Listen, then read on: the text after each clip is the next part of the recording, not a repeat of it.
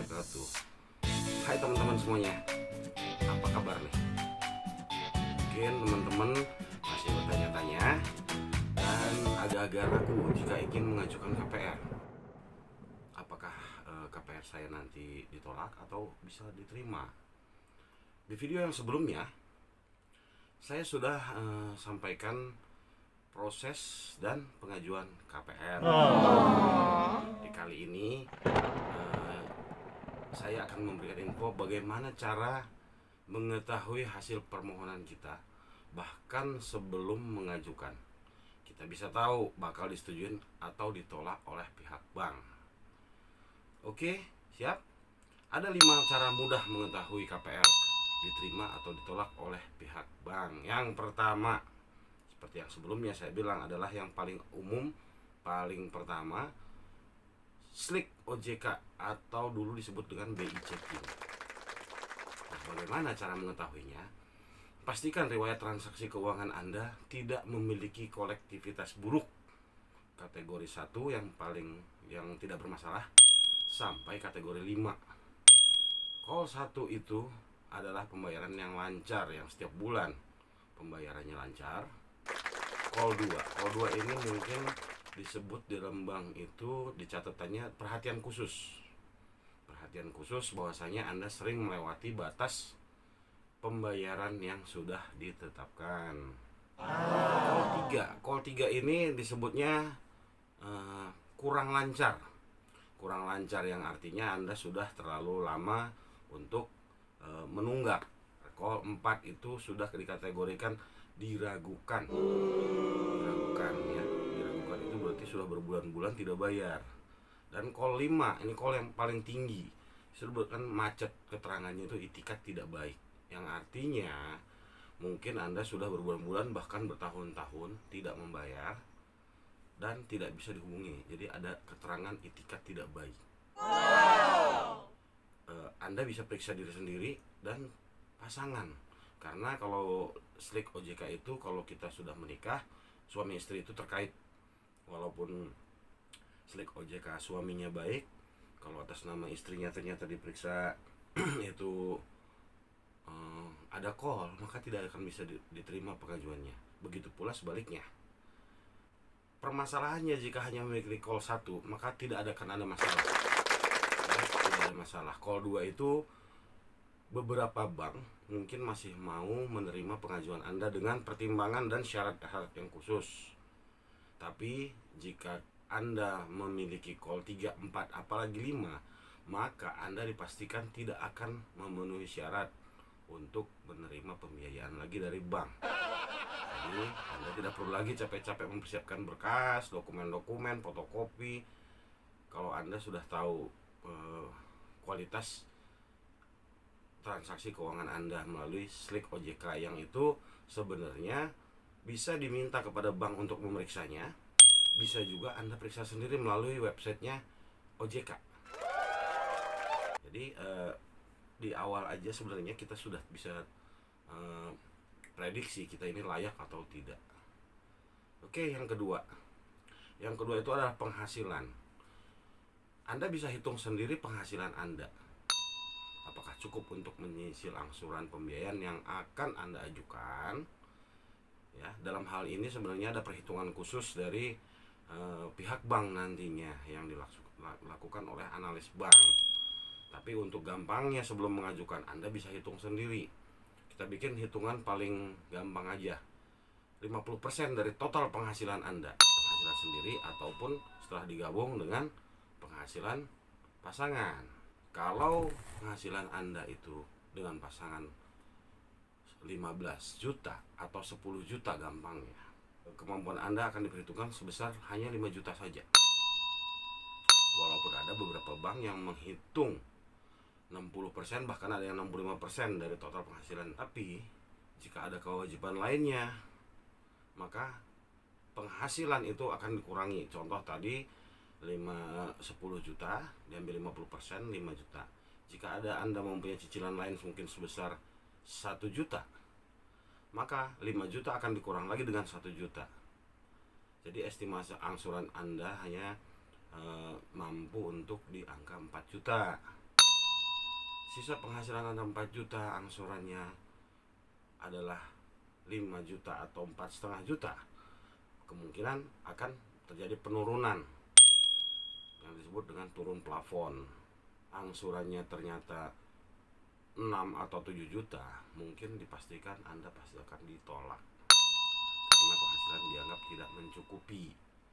Jadi intinya Anda bisa hitung beberapa pendapatan Anda dan berapa kewajiban Anda. Jika kewajiban pihak ketiga lumayan banyak, mungkin Anda bisa tunda dulu pengajuan KPR, atau Anda dapat melunasi dulu kewajiban ketiga tersebut. Selanjutnya ada yang ketiga, masalah dokumen. Seperti di video sebelumnya, dokumen itu adalah berkas-berkas yang terverifikasi. Artinya KTP Anda sudah terdaftar secara elektronik di Dukcapil, memiliki NPWP, kartu keluarga, surat nikah resmi bagi yang sudah menikah. Dan selain itu adalah surat keterangan kerja asli. Surat keterangan kerja asli ini yang isinya menyatakan bahwa Anda telah bekerja minimal 2 tahun. Walaupun di beberapa bank mungkin hanya 1 tahun, tapi standarnya itu minimal telah bekerja 2 tahun sebagai karyawan tetap. Di beberapa bank juga ada yang menerima walau status pekerjaannya masih kontrak, tapi tentu dengan syarat khusus dan ketentuan khusus. Selanjutnya payroll. Payroll itu adalah gaji. Total penghasilan Anda itu yang dihitung oleh pihak bank adalah yang melalui transfer bank. Ada beberapa bank yang menerima gajian atau payroll itu cash, tapi tetap dengan syarat dan ketentuan-ketentuan khusus. Kenapa tadi saya bilang itu harus melewati transfer? Karena akan dimintakan rekening koran untuk 3 bulan terakhir. Begitu. Di sini Anda bisa cek dokumen-dokumen Anda. Jika belum lengkap atau sesuai, sebaiknya dilengkapi dan disesuaikan dulu agar tidak menunda proses. Karena berkas yang tidak sesuai atau tidak lengkap itu akan menghambat proses, memperlambat prosesnya, karena harus menunggu Anda untuk melengkapi kembali. Setelah dilengkapi dan disesuaikan, baru akan dilanjutkan. Bahkan bisa menjadi pengajuan Anda ditolak hanya karena dokumen yang tidak sesuai. Yang keempat itu adalah usia. Faktor U, kata orang. Jadi usia ini adalah penentu berapa lama tenor atau waktu kredit Anda yang akan didapatkan. Karena syarat utama untuk pengajuan kredit, usia pemohon minimal 23 tahun dan maksimal 55 tahun, atau itu sesuai usia pensiun. Tapi untuk seorang pengusaha atau wira swasta, batas maksimalnya adalah 60 tahun. Ya, jadi bisa dihitung sendiri. Nah, karena berdasarkan usia, Anda bisa menghitung, menyesuaikan kemampuan mengangsur Anda. Karena makin pendek tenor yang didapatkan, maka akan makin besar angsurannya. Jadi itu bisa diprediksi, saya ini dapatnya 10 tahun kah, 15 tahun kah, atau 20 tahun. Jika kemampuannya memang masih mencukupi untuk penghasilannya 10 tahun, nggak ada masalah. Tapi kalau kemampuan kita ternyata angsuran 20 tahun, maka akan terjadi tuh penurunan persetujuannya atau bahkan ditolak. Oke, dan yang terakhir adalah verifikasi. Setiap pengajuan, baik data dan dokumen, akan diverifikasi oleh pihak bank, baik melalui telepon langsung ke kantor, ke HRD-nya, atau survei, disebut dengan OTS. Sebutannya macam-macam di setiap bank berbeda. Mereka akan mendatangi survei ke kantor Anda. Artinya pastikan kantor Anda adalah kantor yang aktif, bukan virtual office sebutannya. Virtual office itu adalah kantor yang hanya pinjem alamat di suatu gedung, lantai sekian, blok sekian, tapi tidak pernah ada yang namanya karyawan aktif ngantor, tidak ada kegiatan perkantoran. Jika itu terjadi, maka pekerjaan Anda tidak akan dapat diverifikasi dan pastinya akan ditolak.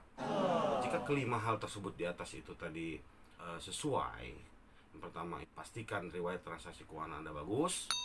Yang kedua, penghasilan Anda mencukupi. Yang ketiga itu dokumen Anda lengkap dan sesuai. Keempat itu usia Anda juga cukup. Yang kelima, verifikasinya Anda pastikan bisa lancar. Tinggal menunggu persetujuannya saja. Artinya Anda cukup tanya, tidak usah tanya ke bank, tapi Anda tanya ke HRD. Jika HRD kantor sudah menginformasikan bahwa dia sudah mendapatkan telepon dari bank atau kunjungan dari bank, pengajuan Anda harusnya tidak akan lama lagi akan mendapatkan persetujuannya, ya, dalam bentuk surat yang seperti di video saya sebelum saya sebutkan, surat pemberitahuan putusan kredit atau SPPK dari bank. Teman-teman semua bisa cek sendiri 5 kriteria di atas, apa sudah sesuai atau masih ada yang harus diperbaiki lagi. Jadi teman-teman bisa tahu sebelum mengajukan KPR apakah disetujui atau malah akan ditolak. Silahkan teman-teman bisa komen di bawah. Saya terlupa atau salah dalam menyampaikannya atau kurang tepat, saya terima masukannya, kritikannya semua di kolom komen. Karena setiap bank itu memiliki standar dan prosedur yang berbeda-beda dalam memproses KPR. Yang saya sampaikan adalah hal-hal umum. Oke teman-teman semuanya, demikian sedikit info dari saya agar teman-teman bisa tahu berkas apa yang harus disiapkan, bagaimana cara melihat apakah saya diterima atau ditolak pengajuannya. Ya, mudah-mudahan bermanfaat. Jangan lupa like jika Anda suka, subscribe dan bunyikan loncengnya agar channel ini terus bisa memberikan info lainnya. Saya Dedi. Assalamualaikum warahmatullahi wabarakatuh.